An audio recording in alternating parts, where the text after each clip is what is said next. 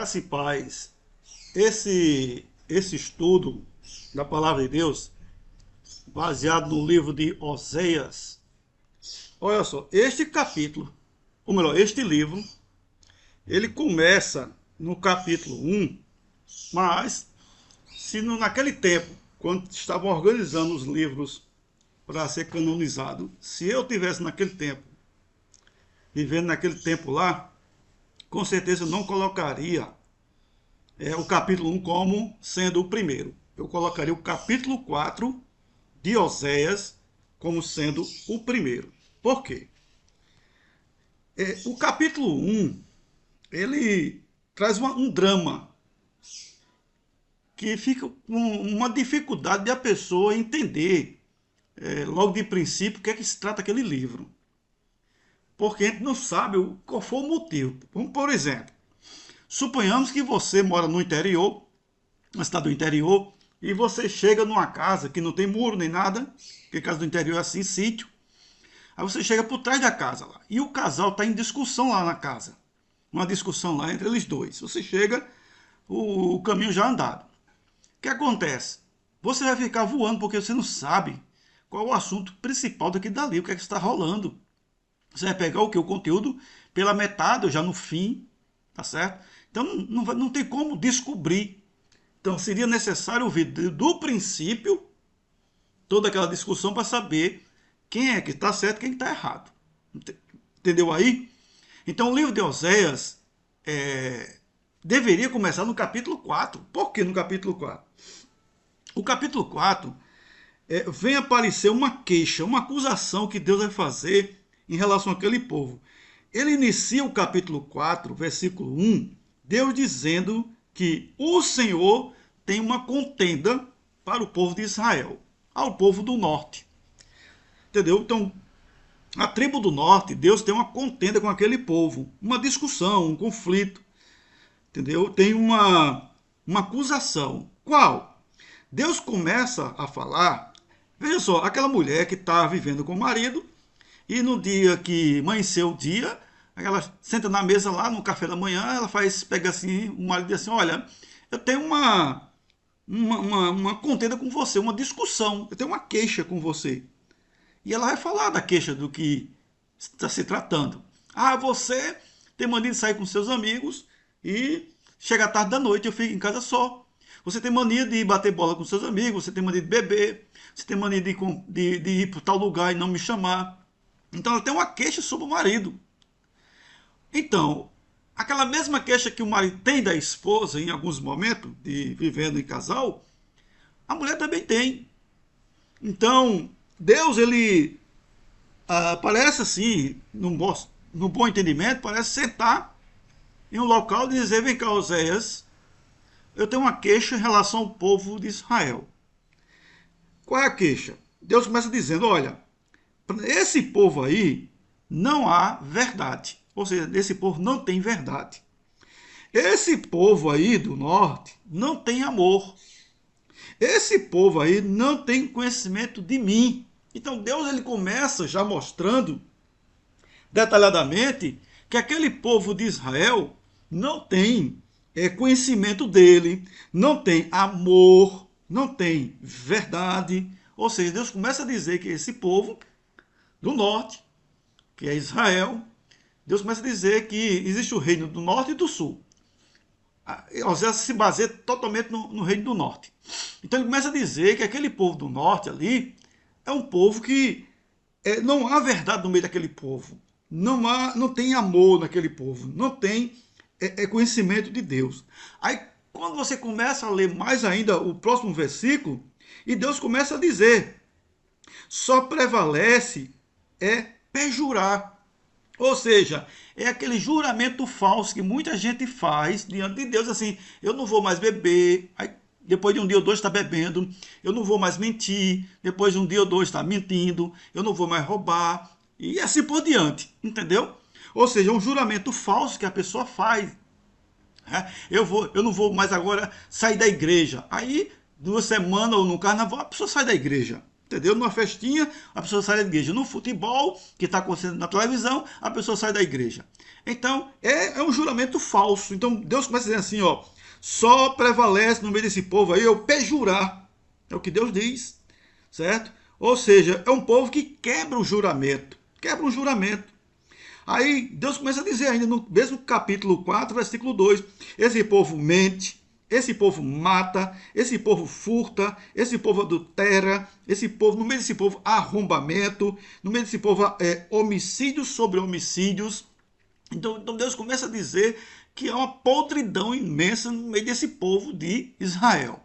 O povo ali daquela tribo do norte tá uma podridão incrível. Então Deus começa a relatar tudo isso. Aí agora vem a denúncia do profeta. No capítulo 4, versículo 3, ele começa a dizer agora, a terra está em luto. O que mora desfalece, ou melhor, enfraquece, perde as forças, cansa, debilitado, entendeu? Então começa a dizer, quem mora lá, nesse lugar, desfalece, fica fraco. Ou seja, nada cresce, nada aproveita, nada dá certo. Os animais do campo, as aves do céu, os peixes do mar, ou seja, não tem rendimento os animais do campo, não tem prosperidade, as aves não têm prosperidade, os peixes do mar não têm prosperidade. Então Deus está dizendo isso, ou seja, tudo que é colocado naquela terra ali é sem prosperidade, ou seja, não vinga. Deus está dizendo isso, está denunciando. Então, no capítulo 4, versículo 5, ele começa a dizer, de dia é o povo que tropeça. Ele começa a dizer, de dia é o povo que tropeça, e à noite é o profeta. Ou seja, é sinal que de noite, de dia o povo está pecando, está tropeçando, e de noite o profeta, se ele está pecando à noite, é que alguma coisa ele está fazendo de errado. Entendeu? Então há essa denúncia da parte de Deus. Então veja que no capítulo 4, 1, 2, 3 e versículo 5, Deus traz ali à tona o que está acontecendo dentro de Israel, dentro daquela tribo do norte. Então Deus está trazendo à tona aí. E aí começa ainda no versículo 6, capítulo 4, versículo 6. O sacerdote rejeitou o conhecimento. O sacerdote esqueceu da lei. Então observe que o sacerdote foi engolido pelo pecado, pelas coisas erradas. Então o sacerdote, infelizmente, ele rejeitou o conhecimento de Deus, abandonou a palavra do Senhor. O sacerdote esqueceu da lei do Senhor, ou seja, aquelas leis que foram plantadas diante de Deus, foi tudo esquecida. Então veja que o capítulo 4, eles nos mostra bem direitinho tudo isso que está acontecendo. Então veja só, no capítulo 4, ele detalha justamente tudo que está acontecendo dentro da tribo do norte. Tudo. Não a do sul, mas sim a do norte, que é justamente Damasco. Então toda aquela tribo lá, todo aquele lugar chamado Damasco, está contaminado pelas coisas que não são agradáveis a Deus. Então o que acontece?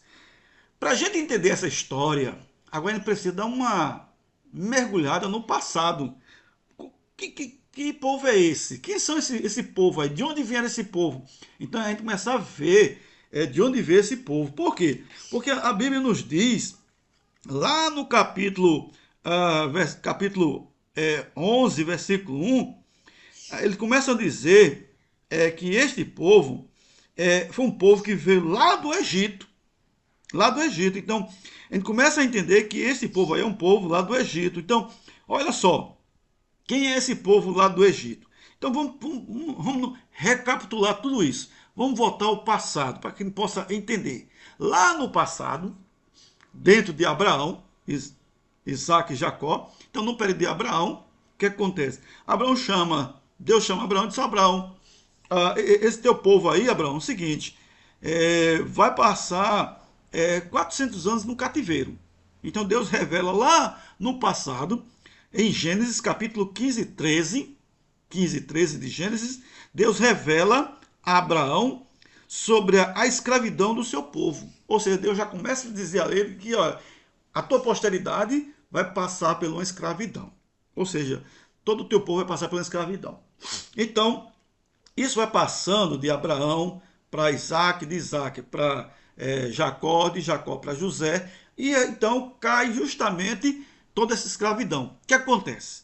É, em Gênesis capítulo 46, 4, Deus anuncia que tirará do Egito aquele povo, ou seja, então veja que Deus vai anunciar a quem? A Jacó, né? Deus fala para Jacó, ou seja, se Jacó estava sabendo é porque Abraão falou para Isaac, Isaac falou para Jacó, então Jacó agora começa a dizer que no capítulo 46, 4 de Gênesis, Deus anuncia que vai tirar o povo do Egito, ou seja, Jacó começa a dizer uma coisa do futuro que ainda vai acontecer, ou seja, o povo não está ainda no cativeiro, ou seja, ainda vai entrar no cativeiro e Jacó já está profetizando, já está dizendo que aquele povo vai sair do Egito, do cativeiro. Aí o que acontece? Jacó morre e fica José. José então desenvolve, tem dois filhos, e nesses dois filhos José fica velho. E quando José fica velho, aí no capítulo 50 de Gênesis, versículo 24, José fala da promessa de Deus, ou seja, José vai falar da promessa de Deus, que Deus vai tirar aquele povo do Egito. E ele pede aos filhos que tirem os seus ossos do Egito e enterrem na terra de Canaã. Então veja só, tudo isso aí foi um preparo que Deus veio fazer. Então veja de onde veio a origem.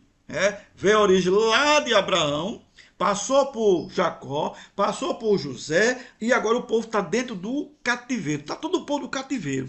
Aí começa aquela história de Moisés, o libertador daquele povo. Moisés então tira aquele povo do Egito. Então quando Moisés vai tirar aquele povo do Egito, quando Moisés tira aquele povo do Egito, Deus faz uma aliança com esse povo no Egito. Ou seja, Deus faz uma aliança com esse povo, o povo faz uma aliança com Deus. A gente vai encontrar isso lá em Êxodo, no capítulo 19, do versículo 1 ao 5, no pé do Monte Sinai, Deus faz uma aliança com o povo dele. A aliança que Deus faz com o povo é que aquele povo vai servir ao Senhor, aquele povo vai adorar o Senhor, aquele povo vai voltar-se para Deus, aquele povo vai respeitar a lei do Senhor, aquele povo vai repassar toda a história de Deus para seus filhos. Então, essa é uma aliança que o povo faz com Deus. E Deus também faz aliança com o povo, dizendo que não vai faltar água, não vai faltar alimento, e nem vai faltar a posteridade daquele povo. Entendeu? Então é feita essa aliança onde? No pé do Monte Sinai. Ora, semelhantemente, no nosso Brasil, no nosso mundo, acontece de ter uma aliança entre um homem e uma mulher, aonde? No pé do altar da igreja. Então, a aliança no pé do altar da igreja, ou no altar da igreja. Então, há uma aliança. Essa aliança que tem entre o homem e a mulher, o que acontece? Essa aliança é para mostrar que um tem um amor pelo outro, que um vai servir ao outro, e que um vai estar sempre respeitando o outro, e por aí vai. Então, essa aliança não pode ser quebrada, exceto na morte de um dos dois. Tá bom? Aí a aliança é quebrada. Enquanto isso, a aliança tem que ser contínua. Então, quando a aliança é quebrada, que rompe a aliança entre o povo, não fica legal os dois, não, alguma coisa acontece de ruim. Ou seja, alguma coisa aconteceu de ruim. Então o que acontece? Nesse povo de Israel, que tinha feito uma aliança lá no passado com Deus, lá no Monte Sinai, esse povo, no decorrer da história, perderam a aliança com Deus, jogaram a aliança no lixo, jogaram a aliança no esgoto. Ou seja, esse povo abandonaram a aliança com Deus. Então todo esse povo que fizeram aliança lá no passado, abandonaram o Senhor. Por quê? Porque no capítulo 11, versículo 1, Deus vai dizer o que foi que esse povo fez. Entendeu? Quando era menino, eu o amei, do Egito o chamei. Então, veja que Deus começa a dizer, olha a introdução que Deus faz no capítulo 11. Quando era menino, eu o amei, e do Egito chamei. Então, quem chamou esse povo? Israel, chamou Israel lá do Egito. Ou seja, foi o resgate do povo de Israel. Ou seja, Deus tirou lá do Egito todo esse povo. Aí no versículo 2 do capítulo 11 de Osés, quando mais os chamava, tanto mais se iam da minha presença. Sacrificava balaíns, queimavam incenso, as imagens de escultura. Então veja que esse povo começou a destruir a aliança que tinha com Deus. Ou seja, a aliança que o povo tinha com Deus começaram a destruir. Então, o capítulo 11 começa a nos dizer que o povo começou a destruir a aliança com Deus, não Deus com o povo. Porque Deus sempre foi fiel e sempre será fiel. Deus nunca vai destruir uma aliança que ele faz com o povo. Ele pode até apertar a aliança no dedo da pessoa, apertar ali com uma força, mas não vai esmagar, mas vai doer, mas ele não desfaz da aliança que ele fez. Entendeu? Mas o povo tem a mania, tem esse dom de destruir a aliança com Deus. A gente vai ver isso em um versículo, quando esse povo tem esse dom de destruir a aliança com Deus. Então vamos continuar. No versículo 3 do capítulo 11. Todavia eu ensinei a andar, ou melhor, a se comportar a Efraim. Quando fala-se Efraim, está se referindo ao reino do norte. A Efraim. Tomei-os nos meus braços, mas não atinaram que eu os curava. Então veja só, Deus guardava esse povo nos seus braços, curava, restaurava, mas eles não davam crédito que era Deus que estava curando. Eles davam crédito às imagens, às coisas. Então o que acontece? Hoje não é diferente.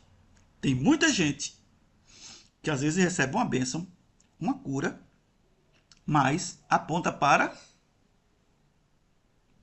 Vocês entenderam? Ela aponta para outras pessoas. Elas não dão crédito a Deus. O crédito elas dão a outras pessoas. É isso que aconteceu. Então veja que o povo lá no passado quebrou a aliança e hoje a aliança continua quebrada.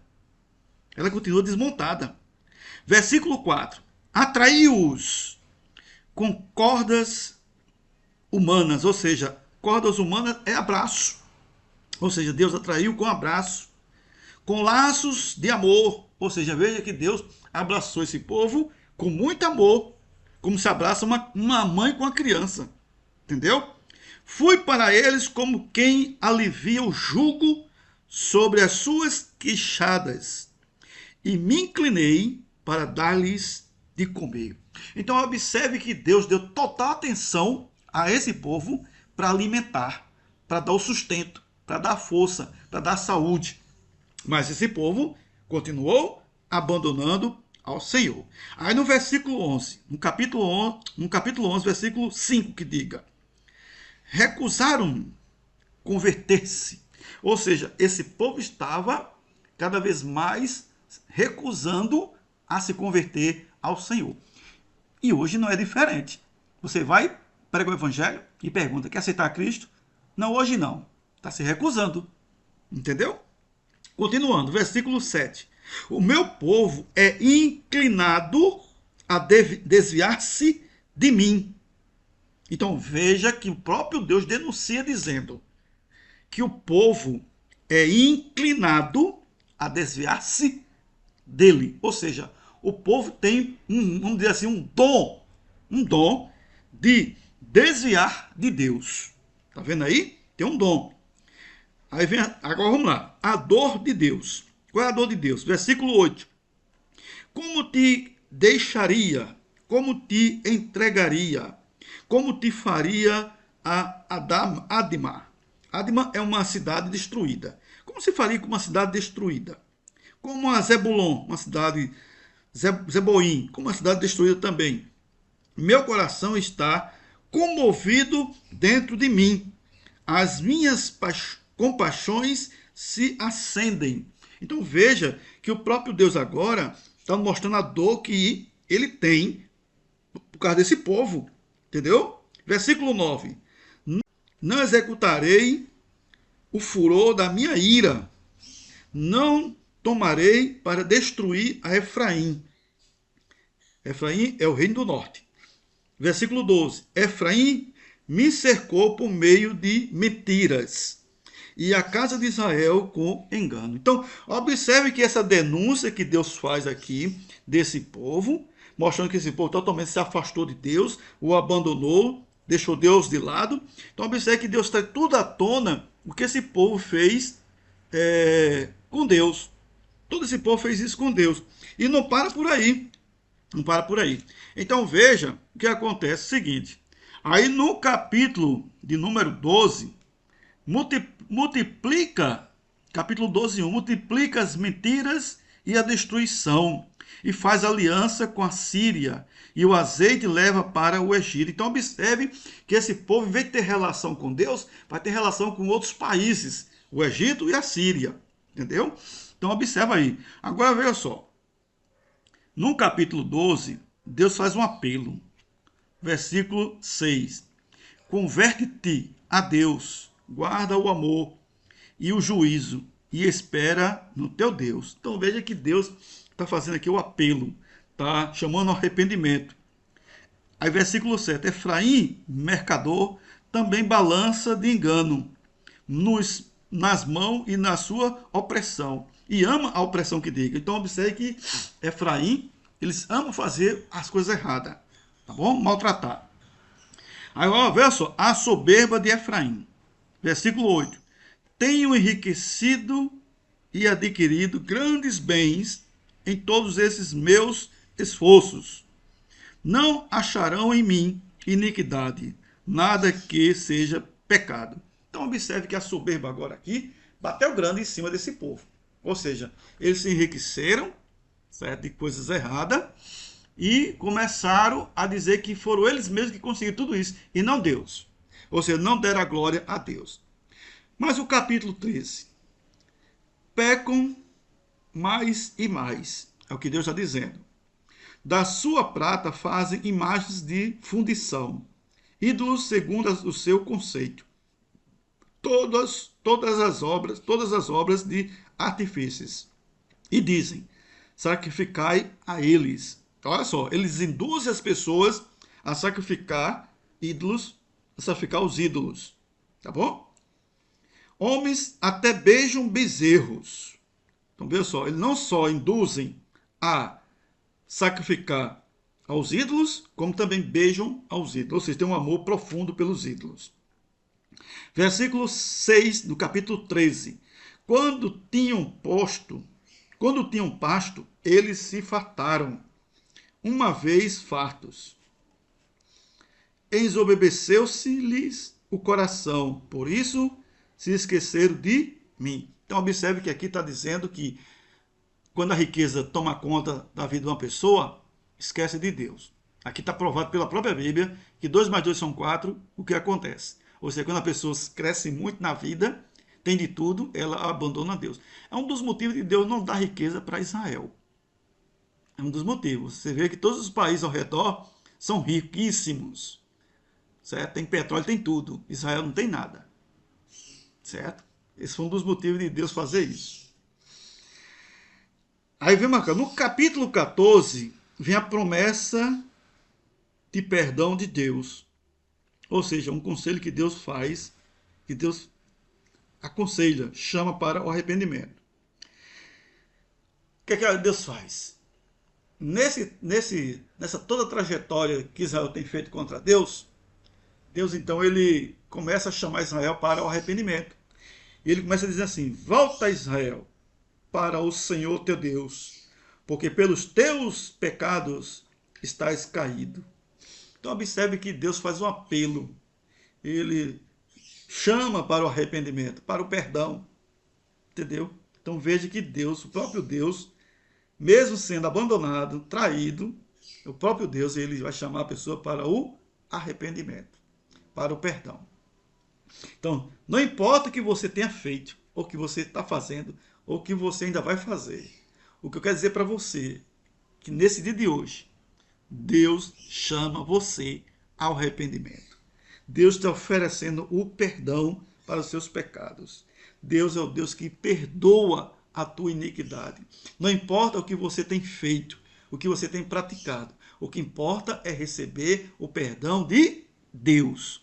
Então, sem esse perdão, você não verá a glória.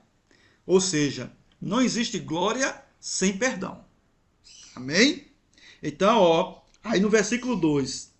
Tende convosco palavras de arrependimento. Convertei-vos ao Senhor. Então, observe que ele está dizendo assim, ó, no meio de vocês tem a palavra, a minha palavra. converte-me ao Senhor, converte a mim. Curarei, no versículo 2, curarei a sua infidelidade. Eu de mim mesmo te amarei. Versículo 5, serei para Israel como orvalho, ele florescerá como o lírio.